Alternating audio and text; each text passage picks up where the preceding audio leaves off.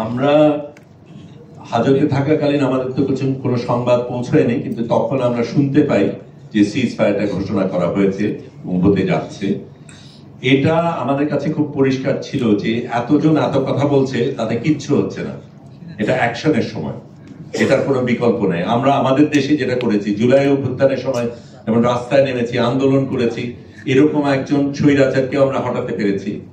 এখানেও সেই জিনিস আন্তর্জাতিকভাবে সেরকম একটা জিনিস করা দরকার। আমাদের একেবারে আক্ষরিকভাবে ফিজিক্যালি নিজের দেহ দিয়ে আমার কোনোভাবে ইন্টারভেনশন করার প্রয়োজন আছে, এটা আমরা মনে করেছি। এই প্রশ্নটা করেছিলেন, আমরা এখানে যারা যারা ছিল তাদের অনেকেই এর আগে গাজায় ছিল, তাদের উপর অত্যাচার হয়েছে, তারা সেই অত্যাচার সহ্য করার পরে আশেপাশের মানুষ মারা গেছে, তারপরেও কিন্তু এই মানুষগুলি যাত্রাতে করেছে। এবং আমরা একটা জিনিস করেছি আপনার প্রশ্নের উত্তরে, এই অসাধারণ কিছু ব্যক্তি একসাথে হওয়ার কারণে আমরা যে সিদ্ধান্ত নিয়েছি যে আমরা এখন আন্তর্জাতিকভাবে একটা নেটওয়ার্ক দাঁড় করাবো।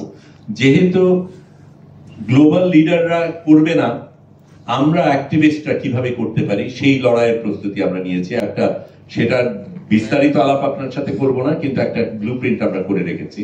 এবং আমরা ফেরার আগেই আমরা সিদ্ধান্ত নিয়েছি যে আবার আমরা যাব এবং 1000টা জাহাজ যাবে।